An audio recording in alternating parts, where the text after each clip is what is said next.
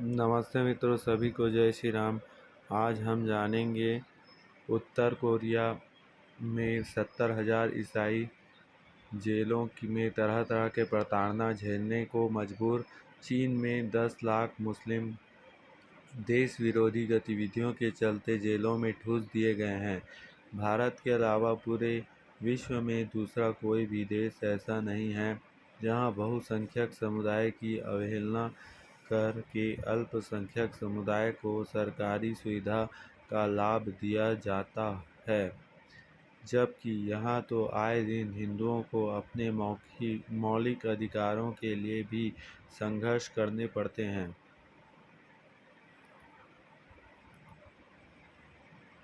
भारत देश हिंदू बाहुल्य देश है, फिर भी यहाँ अन्य मजहबों व पंथों के लोगों को हिंदुओं की अपेक्षाकृत सरकारी योजना का लाभ प्राथमिकता पर मिलता है।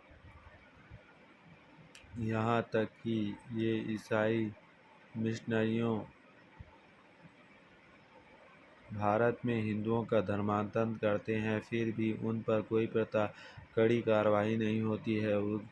इतना ही नहीं, किसी दोषी अल्पसंख्यक को यदि कोई थप्पड़ भी मार दे तो मीडिया तथा कथित समाज सेवक, सेक्युलर बुद्धिजीवी, वामपंथी आदि शोर मचाना शुरू कर देते हैं।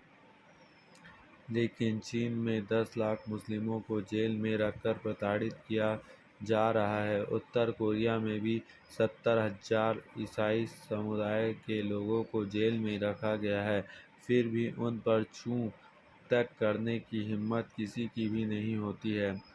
भारतीय सनातन संस्कृति महान है और विधर्मी किसी भी कीमत पर इसे नष्ट भ्रष्ट करके भारत को गुलाम बनाना चाहते हैं।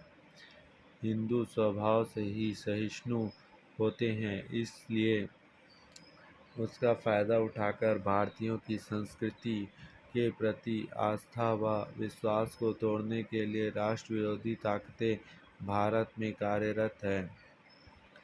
एक अंतर्राष्ट्रीय जांच रिपोर्ट से सामने आया है कि उत्तर कोरिया में ईसाइयों पर अत्याचार हो रहा है।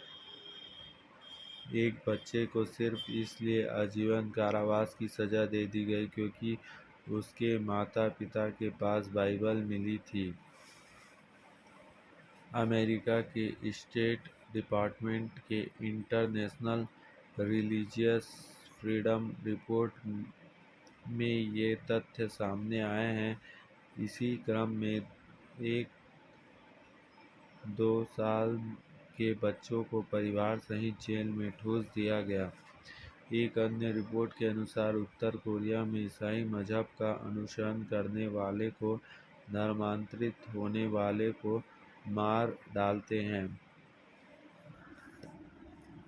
गौरतलब है कि वहाँ ईसाई मजहब का अनुसरण करने वालों को एक विशेष प्रकार के पिगन टॉर्चर की सज़ा दी जा रही है। इसके